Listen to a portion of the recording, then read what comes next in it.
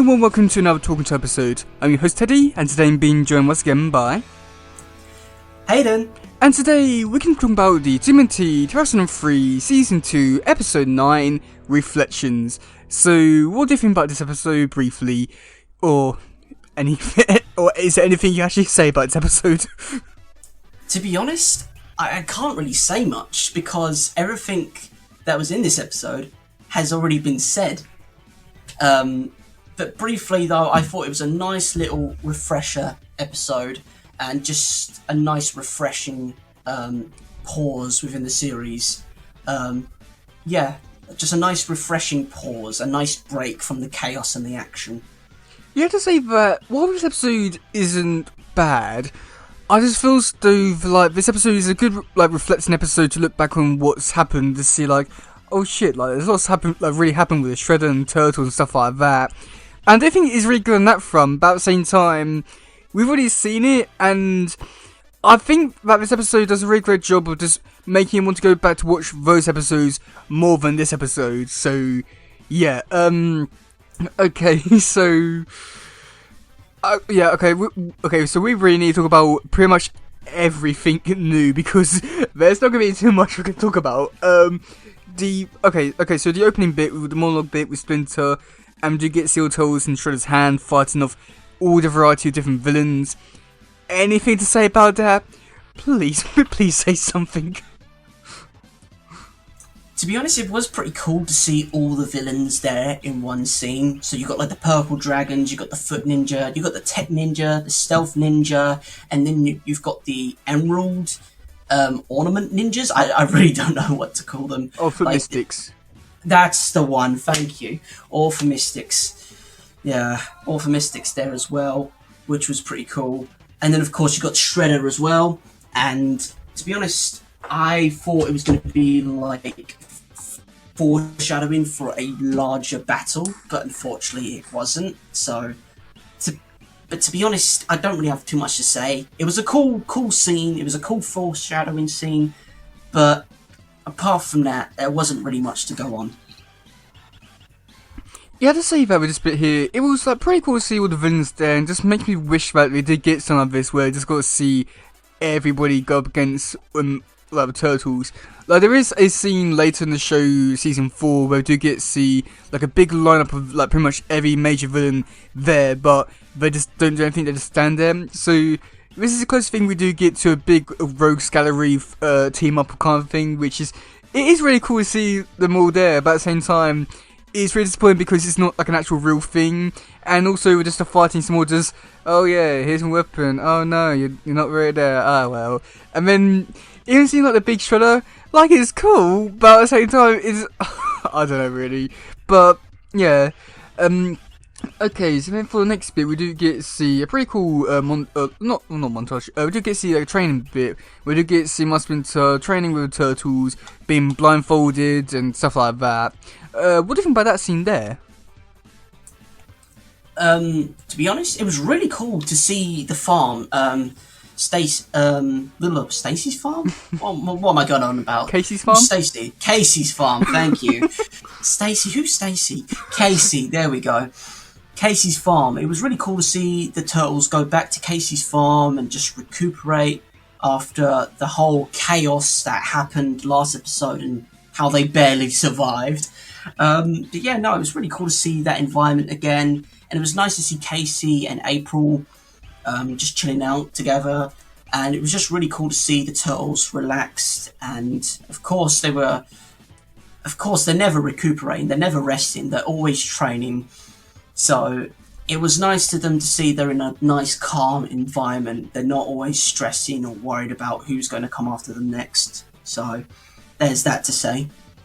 Yeah, I have to say, but like it's like really nice to see the Northampton, because I think it's like a really nice setting, and one which I don't think they really use all too much, but I think that every time it's there, it just adds a different kind of feeling to the show compared to the city, where it feels normal and natural and just you know what to expect. But with the like nature kind of things, it's almost like a much slower pace, and it has like a nice kind of feeling to it, which I just wish like they did a lot more of this kind of setting, and just did a lot more stories where maybe not necessarily doing like a big action scene, just doing like just a calm story where they just walk through the forest and just talk and all that. I just feel like it just adds like a different kind of feeling and mode to the whole series compared to other settings, which I just absolutely love. And even with the colours, just how bright everything looks, it's just beautiful. I wish you could see a lot more, and I think like this is probably going to be one of my favourite settings that we do in Turtles. It's just a shame I don't go to it more often. But yeah, like even with the training bit, I mean, I've already said before, I really do enjoy the training scenes in Turtles just because it's different compared to like normal, like because most episodes the Turtles is going out fighting and doing all that kind of stuff. So it is nice to know the Turtles is still training. They still got a long ways to go with their journey, becoming ninjas and stuff like that, and do quite enjoy it. And then even with them like learning being blindfolded and trying to hit Mars Splinter, it's just so fun to see them like training. I just wish I got to see a lot more of this because it just adds something new to the show.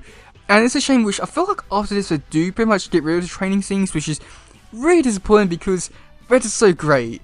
But yeah, okay, so then for the first little bit, we do get see Raph. He goes, oh yes, well Leo's not always so great because remember that time we met Shredder and he thought that and Leo thought that he was a good guy. Remember that time? And then see the whole scene where Leo fights the foot. Yeah, okay. So do you have anything to say about like this kind of bit? Because this is pretty much what we're going to talk about for the rest of the episode. To be honest, I really don't have much to say, unfortunately, because it's already been said in previous times. But all I can say was it was cool that the fact that they went back and reflected upon their past mistakes, their past stories, and how they got to where they are today. Like, it was pretty cool to see that. And of course, like I said, it was a nice, refreshing episode. It was a nice pause, a nice break from the chaos and the uncertainty which followed the Turtles' development. But it was just a nice, relaxing, calm environment for them to regain some sort of normality to them, like to before the Shredder, if you get what I mean. You have to say that it's like quite nice to see like where things like this start and how they gradually grew up to be something bigger and better, and it's like really nice seeing them reflecting on that. Okay, but saying that, I feel like we can actually talk about these things actually a bit more than what we did think about them. We can actually look back on it now and actually be like, because like. So every the scene where we do get to see they were talking to Shredder for the first time. Looking back on that scene now, has your opinions changed from that scene, or did you think that was like these like scene aged well after watching all the other episodes, or what? Because I'm quite a bit curious about that now because I'd say that overall I'd say that like it was a good scene originally when it did first happen, and do you think that looking like back on it now with how Leo was like talking and all that kind of stuff, it did seem very stupid that he would believe him so easily and stuff like that. And like, it seemed like this is like where like everything really pretty much started from with like the Turtles and Shredder's interaction. It's just so crazy to see like it all started with a pretty normal interaction to just then just destroying houses, cutting off heads, and blowing up buildings with aliens. It's just so bizarre that it all started from this little bit like interaction here. Yeah, like I mean, like, yeah. So, what do you think about it? Like looking back on it now. To be honest, looking back on it now, you are right, because it goes from that point in time, everything seemed to be calm. Everything seemed to be normal in the eyes of the Turtles and the viewer. But after that point, Shredder goes on an absolute rampage, slaughtering, killing, destroying, and mindlessly like blowing up stuff everywhere he goes, leaving a trail of fear and destruction in his wake. It was certainly very different, and it's certainly it was like a very much a static point in time where everything after that point was just full on crazy chaotic action. So you do have some sense coming from there, but the crazy thing is, I've only just clocked this on, and this I don't know why this is only coming on to me now, but now that we know Shredder was an Utron, coming to realise now the fact that I originally thought the Shredder was human, because we see him in his human form there and then in the dojo. And then, of course, towards the last episode of Season 1, where Leo fights him to the death and his head gets decapitated, thinking, hold on a minute, how are you still alive? You were a human and your head's just been chopped off. Yeah. And that's when I made the two connections, thinking, hold on a minute, how is this possible? Why is this possible? And then remembering he's an Utron, and then going back to his human form, it just kind of messed with my mind a bit. Yeah, it's just so, bizarre to see, how far things have come. Okay, so then for the next scene we get to remember on, it's the first battle between Shredder and Splinter. And I have to say that looking back on it, I don't know, because I feel like at the time I did really enjoy this fight for where it was, but I have to say that looking back on it now, I don't know, something about it just lost the effect, but I think that might be because we're watching it for a second time and all that kind of stuff. But I have to say that with the emotional kind of things, I do think there's a lot more, a lot more to it now, because in Secret Origins we found out that Hamato was a part of the Guardians and all that kind of stuff, and all the stuff with Hamato and all that kind of stuff.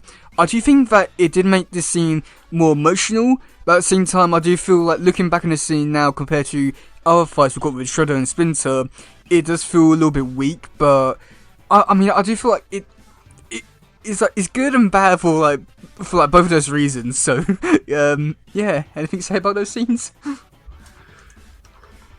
To be honest, not much. Going back to those scenes and just remembering what had happened was really nice, because over time, as you go deeper and deeper into the rabbit hole, of which is the Teenage Mutant Ninja Turtles, you kind of forget what actually happens. So much happens, so much information is crammed right into your brain, you forget why and how they got there in the first place. Yeah. Okay, well, for the next bit, so we do cut over to the episode Shredder Strikes Part... Shredder Strikes Back Part 2, where we do get see Leo going through the window, and all the fight in the apartment. Yes, okay, so what do you think about that bit there? Going back to that scene, it was certainly a reminder to show that the Shredder doesn't mess around, but as well as the fact that the Turtles are remembering that sort of point in time, and they're remembering how it happened and why it happened, and how they're some sort of, I wouldn't say PTSD, but it's showing that they were fearful, they remember the dark times, but now they can remember the good ones, the good times. Yeah, to say because it annoys me, because I'd say Shredder Strikes Back Part 2 is one of my favourite episodes ever, and God. It's a good episode. Oh yeah, don't get me wrong, it's an amazing episode. Oh yeah, no, I absolutely love it, and I do like how Turtles are reflecting on it, thinking is a bad thing and all that, and I do enjoy that. But at the same time, I think this is this scene in particular, and also next one where I do get see from the Return to New York story arc. I think it's a really good point about what I was saying earlier, where I feel like these clips are I'd say they're good for looking back on and getting new viewers up to speed with things. But if you've been watching it, then it's not really it's not really an episode which you really need to watch. And if anything, these clips only make you want to go back and watch those episodes more than this one, which I just think is so not their job. It's just. I mean, because I absolutely love that episode, but I'd say looking at the clip, it makes me want to watch the episode more than this episode. It just makes me just want to click off this episode because it's just a clip episode. So, but I love the episode, but just looking at this one, yikes.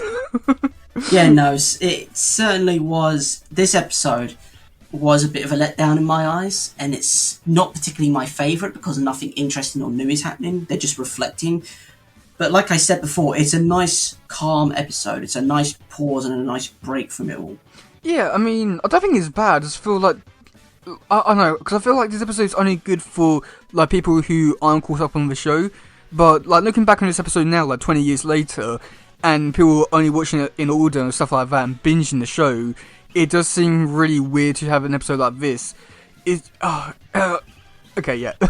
So then for the next one, which I do talk about, we do get to see the bit where Leonardo cut off Shredder's head. Anything to say about those bits?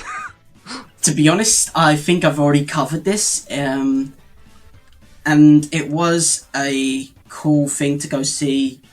To see that again, seeing Shredder's head get cut off and decapitated, but unfortunately, because we already know what happens, and we now know the reason why, and how he survived, and how he walked into the fire with his head in his hands, how do I explain this? Because we already know what happens, and we already know why, there's not really much to talk about, because, like I said, we've talked about this previously. But it was pretty cool to see that again. It was, in that specific shot of that scene, was a really cool scene. And I going back, I remember seeing that scene for the very first time. It was certainly, wow, that just happened, you know? It was certainly one of those, things that's like, wow, that actually just happened. His head's been decapitated and just walked into a fire. How was this possible, and why? That's all I can remember. You know, I do feel like looking back in this episode now, like knowing everything we do know about it with Shredder and Neutron, I do think that it does remove a lot of the mystery and a lot of the oh my god, I can't believe he's still alive moments and all that kind of stuff.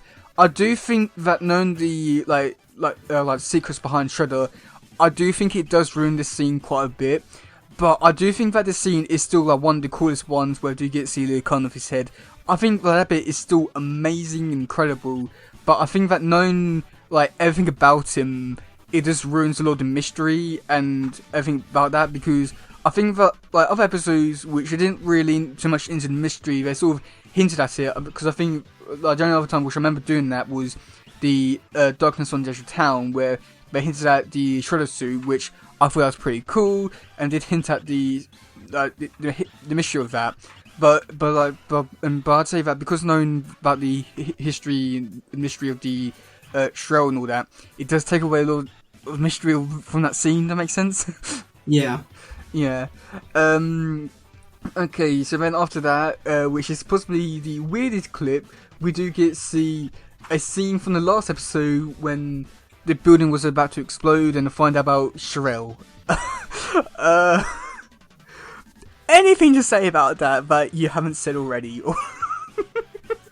Oh, this is really difficult because, what do you say? What do we say? Yeah, exactly. We've already said it. We've already said what we think and how it's going and what has happened. It's really difficult. To be honest, like I said, we've said it all before, but like I said before, it was nice to see the scene again and just to remember. Even though it was only like 2 or 3 episodes ago, it was pretty cool to see the whole thing happen again. But to be honest, like I said, we've already seen it, we've already done it, so there's not really much to go off of, unfortunately. There's no new context that we can give to the audience. Yeah, I just feel like I don't know, because I feel like had this episode come out a little bit later in the season, it might not have been as bad, but I do think that was really taking the piss there, where we're showing and showing clips from the previous episode. Like that is like really taking the piss there. I mean, I can understand like doing all the other clips from the other bits. That makes complete sense. Like recapping everyone up to speed of what's happening with Shredder. That makes sense. But that bit there, I mean. So I'd say that, even though I sound like really annoyed, I'm not really that annoyed because I just don't care about this episode enough to be annoyed.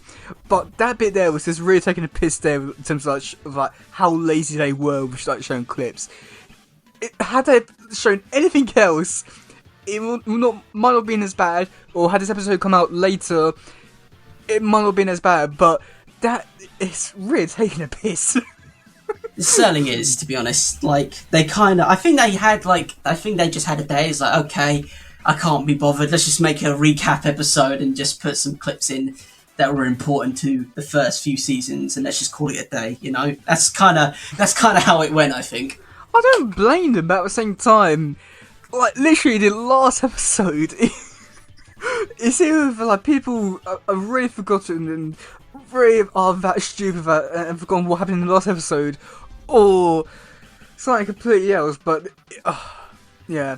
Okay, so for the next bit, which and find out about Hamato dying again from Shredder.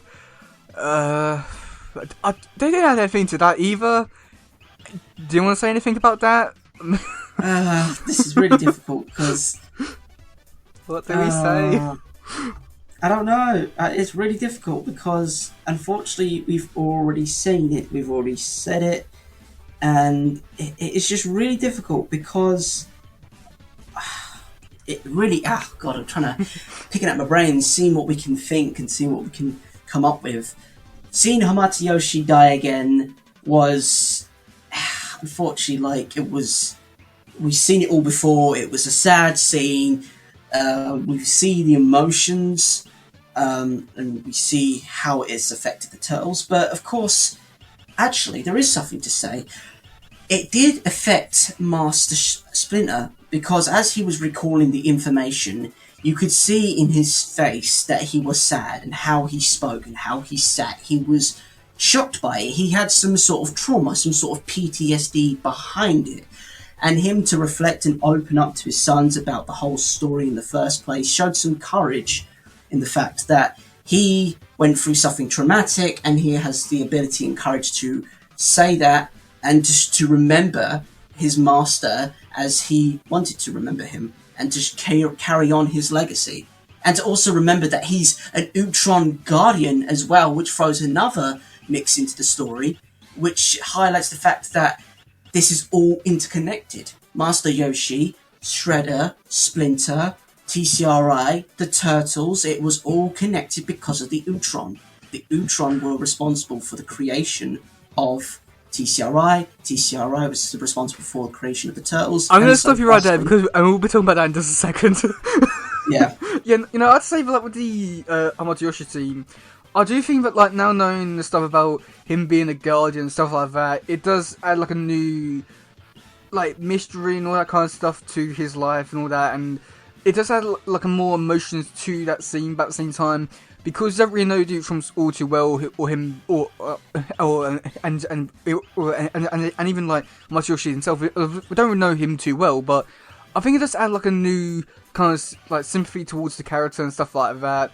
But even with like my Splinter thinking about those scenes getting sad, it is quite sad seeing like that. But I do feel like there was, because I know it's like later in the show they do show other bits of his life and all that, which I do find a little bit more sad, and would like to see like him like reacted like same sort of way. But we never do get to see him at the same sort of way ever again, really. So yeah. But okay, yeah. So with the next bit, which you've already started talking about, with everything being connected. Did you not make that connection last time or anything like that? Kinda, a bit. Like it was. I was thinking about it, like thinking, hold on a minute. The Utron are like the pinnacle point of this series. They're like the anchor point in this whole entire series. Like without the Utron, there would be no Turtles. Yeah. That's what I was thinking, but now that Donnie's clarified it for me and put it into something that we can understand as viewers, it makes you think, like, wow, without the Utron coming to Earth, without Shredder causing the ship to crash on Earth all those thousands of years ago, there would be no TCRI, and thusly there would be no TCRI goo or mutagen to mutate the Turtles into what they are today. And then thusly there would be no Foot Clan because of Shredder not escaping the whole thing. And it all makes sense. It all comes together after all this time, and now the viewer understands why, which I quite like. Yeah, I do think that on the one hand, it is quite cool to see like everything is like pretty much like is all connected, which I do think is pretty cool and really interesting compared to like other shows where it's not really as connected in a way. It's more just, oh well, you know, just like a little coincidence and stuff like that. Just like because I feel like 2012 is a really good example of this, where even though they have connections to to Shredder and all that.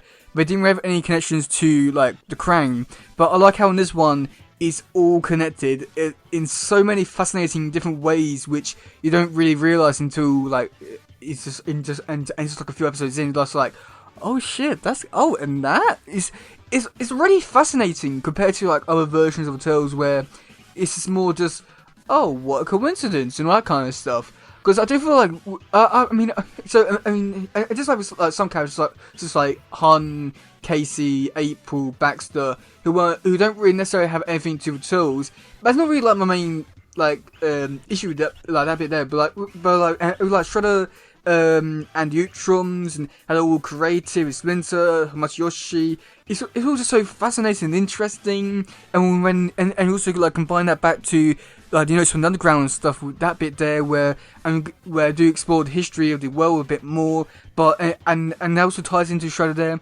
It's just so fascinating to see like how much everything is really connected compared to like other shows which just like, yeah, that's kind of connected. Yeah, let's go for that. So it's really great to see it like being done in this way compared to other versions. It's just like, oh my god, I can't believe we're doing it like this. Why aren't other Turtles or even like other just like other shows? Why aren't they being more connected compared to like I don't know other? I mean, like even with Marvel, like even though it's good to have like some connections there, it's like very small connections, not like with this where everything is connected. Which, why aren't more things doing this? Yeah, no, absolutely. Hold on a minute. Going back to Marvel, Marvel do have some sort of connections. Well, yes, but like nothing like this where like everything is connected in terms of like the main heroes, the villains, and the backstories. Like, because I'd say if you look back like I don't know, like Hulk and Thor, they don't really have any sort of connection other than just, oh, what a coincidence they were put together but on a team. If you know what I mean, compared to good point. Yeah, so I mean, just like actually, like, this is a very good point. The Avenger movie, like pretty much like most of those characters don't really have much to do with each other, except from just like strange coincidence, which they was in like the same area, and now they're teaming up to fight like Loki and all that. Compared to like this, where until it's connected to like Show because he was the one who made Ultron's crash on Earth. And that's how they got the mission. It's just like I think that does make more sense, where it's more connected compared to events which just like, oh, what a coincidence, we're in the same room, now must fight.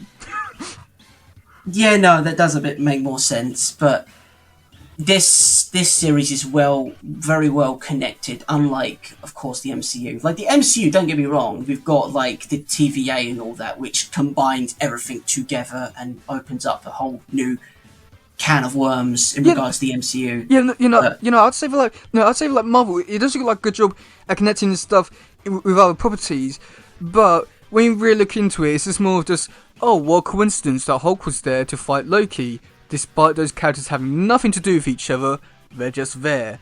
But when you look at like Turtles, like got Turtles and Shredder, where if it wasn't for Shredder crushing the Utroms and Stas and everything, I think that's what I'm trying to say. Because I do think like Marvel has all good connectivity across all their properties, and it is really great to see all that, because it's just like, oh my god, I can't believe we're doing that. But it's not as good as something like this, where we do get to see like something like this, where like and do get to see like and it's, one thing which happened, which leads on to other things, and it's all connected in like a very fun and mysterious ways. I mean, like there are like some bits which aren't connected, but those bits aren't really as important. But when you look at like Marvel, which you got like the Avenger movie, it's somewhat connected to the other characters. It's just very loosely based on it, because I'd say because Iron Man, he's not really connected to it other than like Nick Fury and Black Widow, Captain America. I mean, the Tesseract maybe, yeah. Thor because of Loki. Hulk has nothing to do with any of them. Hawkeye was just there because he knows because he's part of S.H.I.E.L.D. and he saw Thor that one time. It's just like it's connected, but on like little coincidences. Yeah, that's true. But of course, yeah, it's very difficult because Yeah, I mean, no. Okay. Wait. I'll try and put it a better way. both of them are like both of them have good connectivity, but for different reasons. While 2003 it connects everything to everyone, all that kind of stuff. MCU tries to build out a bigger universe, but it's just more of a what a coincidence. We were just in the same room. Now I must fight. Yeah. Yeah. So how do we get to talking about MCU and Turtles in the same event? Like, what's going on here? I think we spent more time talking about the MCU than Turtles in this episode. I think we have. Oh my god, this is no longer a Turtle podcast. This is an MCU podcast. Oh god. Okay. So getting back to Turtles, what do you think about this episode overall? Can you say anything good about this episode? Yeah. Overall, I think this was a nice pause episode. This was a nice break from the chaos and the action, and just to see the Turtles reflect on their past mistakes and their actions. But unfortunately, I can't really give this like a 10 out of 10, nor would this be on my top 10 list, unfortunately, because it's already happened. We've already talked about it, and there's no new context, there's no new stuff to talk about, and it's just bland, in my opinion. And so I can't really give much of a context, unfortunately, unless you can pull anything out the bag in regards to what you've seen here today. No, not really. I mean, I have to say that overall, this episode was a pretty decent one. Back in, 2004 when it first came out, giving viewers up to speed what's happened, and remind people, how far it has come with Shredder and all that kind of stuff. But I think that looking back on this episode now, 20 years later, where, most people are either binge-watching this episode, or just specifically watching their favourite episodes, I think this episode is kind of bad just because it's just, really pointless, because just because I feel like everyone's seen all the other episodes and they're more interested in watch those episodes. And the clips we should do show only make you want to go watch the other episodes. Not to mention that they're really taking the piss when they're really just, and showing clips from the previous episode. It really felt like they was trying to. I feel like this episode. I'm pretty sure what's happened was and because of all the last two story arcs with Turtles in Space and the Secret Origins, because of how big the productions was, because with multiple episodes they do take up they're a lot harder to make than normal episodes, and I do feel like because of how big those and the stories were, and also to mention it was combined with season 1 production, and you got the last 13 episodes of that kind of stuff all combined into that. I feel like this was the kind of episode which they needed to just to have a little break to catch up with everything to then go on to the next half of the season. Which, if that was the case, then I understand that, because animators do need a rest and all that kind of stuff. But at the same time, I feel like there was definitely ways they could have improved this episode, or even just delay production to actually make a decent episode instead of just taking a piss with showing clips from the last episode. It felt like it was just trying to get something out just because when they get something out and couldn't think of anything really good to do. Yeah. Yeah, I mean, with this episode, there is a cast, but pretty much all the cast is pretty much all we talked about already, so yeah. Okay, so for your favourite bit of the episode, okay, so for next week's episode is called The Ultimate Ninja. What do you think is going to happen in that episode? To be honest, from the sounds of it, The Ultimate Ninja sounds like someone or something is going to become a very powerful character within the Teenage Mutant Ninja Turtle universe. And I'm not too sure who it is. I think it might be Leo, something to do with Leo, because as he is the leader of the group and becoming the ultimate warrior, I think it might be something to do with Leo, him becoming a higher and more powerful character. But that's all I can go off of at the moment. You're on the right track, so I want to say, not really, but you're heading in the right direction. I'll say that. That's good then. That's good. Yeah. I'm close. Okay, well, now your absolute favourite part. Who do you think is going to be starting episode? Oh, great.